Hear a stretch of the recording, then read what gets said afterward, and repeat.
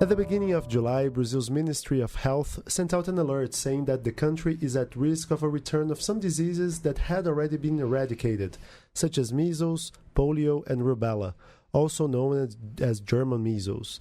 In over 300 municipalities, less than half of the population has been vaccinated. In order to avoid an outbreak, international recommendation says that 95% of the population should be vaccinated. My name is Gustavo Ribeiro, and this is Explaining Brazil.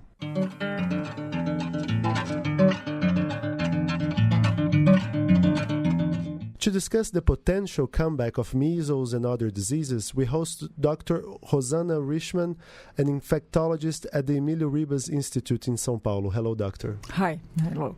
Thanks for being here today. It's a pleasure for me. And Dr. Richtmann, according to the World Health Organization, Brazil didn't register a single case of measles in 2017.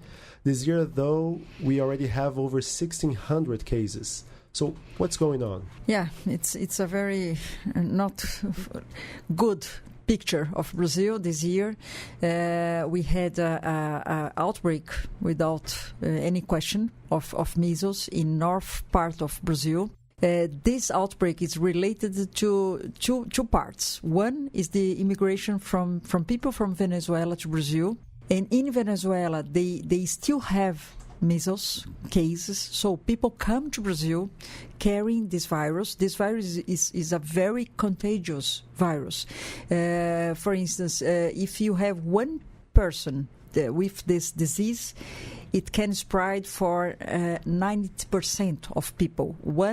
Just one. If you have one in a room with 10 people, 9 will get this disease if they are not vaccinated or not immunized. So it's a very easy virus to be an outbreak if the population is not immunized. And the other part of this story is that the coverage of Brazilian population in regard to measles vaccination is down in related to the ideal goal, that is 95%, as the health organization, World Organization, says that is the best number for us. We give in our Brazilian immunization program 2 shots of measles vaccine. It's the triple virus vaccine. It's the MMR, measles, mumps, and rubella. Exactly. So we give 2 shots for children with 1 year old, and then another one 3 months later. And if we don't have 95% of the population that got this vaccine, you can have some groups of people that are susceptible for this disease, and as it's easy to spread, they get this population not prevented, and then we have this outbreak. So if the Brazilian people, the Brazilian children, the Brazilian program had done their homework in order to get the population all immunized, we would not see this picture that we are seeing this year. So, and of course, in other regions of Brazil, we have the fear that this disease come back because, of course, the vaccine is not 100% of efficacy. And just to give some numbers, so in 2003, according to the Ministry of Health, 100% of people, of children, were covered by the MMR vaccine, so measles, mumps, and rubella. Now this rate is at 85%. Yeah. The vaccine against polio was also at 100% in 2000, and now it's at 78%. And my question to you is it only the government's fault for not vaccinating these people, or should people be held accountable as well because they're not going to health units to get their shots? Yeah, the second is more important, because this vaccine and this disease, the young people didn't see any case of polio and any case of measles. Also, the young physicians the pediatricians, they didn't saw because it's an old disease. It was very important. All child in Brazil, all Brazilian child in the past 30 years ago, they had measles as a normal disease, and we had death related to measles and problems and hospitalization and so on. For these last years, as we had 100% of coverage of vaccine, we didn't see any case. So the vaccine is victims, I don't know if I can say like that, but of our exitus, because it was so good, the vaccination, that we didn't see the disease anymore. So they cannot prioritize this immunization because it's not important for them. A little fear is good, right? Yes. How can I convince someone about a disease if they don't know what we are talking about? So I think it's not just one reason. One reason, of course, Brazil is a very huge country, a huge population. It's not easy to do a national program of immunization in our country. This is a problem. But Brazil was always in the same size, and we had 100% of coverage. Yeah. So in the last years, I think we had some little problems. And the other aspect is that, for instance, the mother, they don't have enough time today to come with the baby to get the immunization. Why? Our posto de saúde in Portuguese is health room. To get the vaccine, it's just from Monday to Friday open. In business hours. In business hours, exactly. So the mother works. Most of Brazilian female today works. They need to work, and they don't have enough time or opportunity to get babies to get the immunization. So I think we have to think something different at this time. We have, for instance, to open the health rooms at Saturday, Sunday, or I don't know. But we, to come with the vaccine to the school, in the school. Australia has this project that the vaccination is done in the school. It's much easier to get the children in the school than in the health room. Or maybe even businesses that employ mothers to say, bring your child, because a lot of businesses today are doing shots against the flu and other viruses, so maybe... Yes, but also flu campaign this year in Brazil, it was not so good, the coverage. So I think not only Brazil, if you see the data from Health World Organization, in the whole world, we are moving to a better scenario.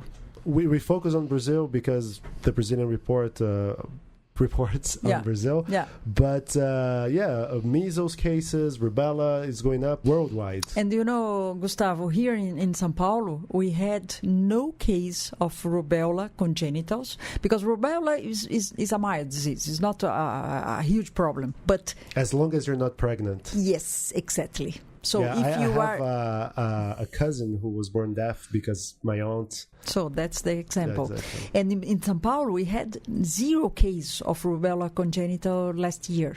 So we were doing our homework in order to guarantee the immunization of our population. But now, unfortunately, we are seeing another picture and I have the fear, I hope it's not going to happen, but we have the fear to come back poliomyelitis. That is some disease that I could not imagine that I had been here to talk about this subject after so many years of no case that we saw, and a so important disease, and with motor defect, so it's really a very serious disease. And I was going to ask you as well, because we've talked a little bit about the shortcomings of public policies and the fact that health units are open when people are at work. But my impression is also that people only go to get vaccines when there's an outbreak, when they hear on the press that, the threat is here. So then you have a case where everybody is going at the same time. So you have mile-long lines, people standing 6-7 hours. I think we have to have better communication with population, with everyone, in order to say about the disease, not only about the vaccine, because I have to told you I have to sensibilize you in order to get the shot. So we have to talk about the disease and the risk of this disease or yellow fever or other disease to come back. So I think that the communication with the government, with us, as a health professional, we have to change. My feeling is that I am only talking with the same population. Mm-hmm. And this population, they know red. So we have to be more bright in our view and how to communicate with all these people. And you said measles, for instance, is highly contagious. Yeah. And how lethal is it? Measles is a disease that can give death. The complication of measles is pneumonia by bacteria and also encephalitis. And then this patient that get a complication of measles must be to the hospital, to need to ICU, and then death. So it's not an easy disease. We see now in Brazil, in North Brazil, we see that half of the population that's getting measles is children. But the other half is adolescents and young people. So it's not just a disease of child, different from polio. Polio is child disease, but measles, no. Measles anyone can get. Anyone can get. So everyone that is hearing us or is planning to come to Brazil, check your card of immunization card and check if you have at least 2 shots of MMR with more than 1 year of life. Oh my God, you're talking about the vaccination card. I really don't know where it's from. And if you don't have, like 10 years, or you have no idea where is your vaccination card, can you get the shot? Yes, you can. If you are not pregnant, okay, or you are not under treatment, immunosuppressor treatment, you can get the shot. Okay, check and check. Yeah, exactly. But you mentioned the importance of talking about the risks of getting infected by this disease.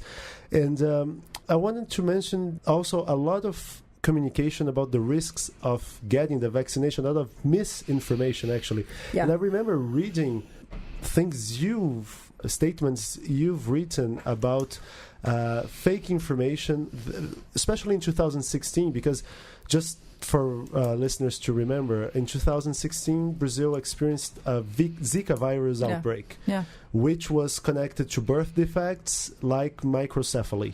And we've seen on the internet a lot of information saying that microcephaly was actually not connected to Zika, but to vaccines administered to children. And I remember you acted intensely to debunk this kind of information. Yeah, I was in 2016. I was very upset with this tema because Zika virus was so important. It was so different from everything that we had ever seen in fetal malformation, that you could not say anything that wasn't proven.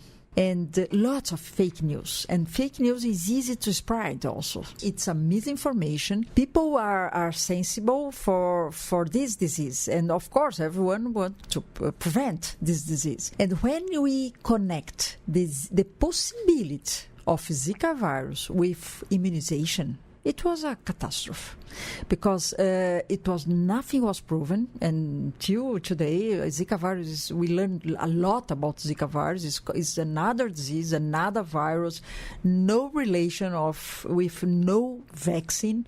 And at that time, they tried to do this connection. And they used these not so good journalists. They tried to do fake news like sensation, stories. Exactly, to make fear for the population. They tried to do this connection. It's completely fake news. And so these misinformations about measles, mumps, and rubella vaccine, it's a live attenuated virus. It's a live virus. Every vaccine that is a live virus, we do know that we can have some adverse effects. It's normal. What kind of adverse effects? Fever, it's most common. After 2-3 days of the shot, we can have fever. It's rare, but we can have an rash in the skin. We can have some pain in joints, but nothing that it's much less than the disease. Yeah, the downside of not getting the shot is... live virus, of course, for a pregnant woman, it's not indicated because it's a live attenuated virus vaccine. But for all population, we know that we expect some adverse events, but it's normal. Talking about this misinformation about vaccines. In the United States, in Europe, there's a big movement anti-vaccination. Do we have something like that in Brazil, or thankfully not yet? Not yet, and I hope it's not coming. When we compare Brazil with other countries like France, I have the number from France, almost 40% of the French population, they don't believe in vaccine. It's 100%. And this number in Brazil is just 4%. But these 4%, they make lots of noise. So in Brazil, it's not, I think the lower coverage that we have today with vaccine is not related to these anti-vaccine groups, because really in Brazil it's not big. Most of the population, they believe in vaccine, or they are not so sure, but they are not against. The against group is very small, but of course they can do a noise in the internet and so on. So it's important to check the information. If some information is very sensationalist, check the information. Probably it's not true. Thank you very much, Doctor. Is there anything else that you think we should cover that?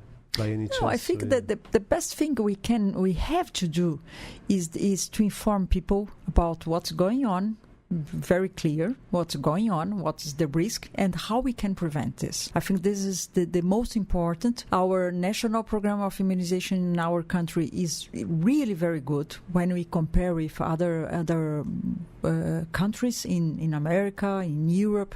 It's really very good. Especially for a country that is so big and so diverse as Brazil. Because exactly. It's not easy to have vaccination in every place in this country. So it's not easy. It's really a challenge to have our population immunized. But if we can talk about this theme as we are doing now, it's wonderful. Dr. Rosana Richtmann, infectologist at Emilio Ribas Institute in São Paulo, thank you very much for joining us today. It was a pleasure for me.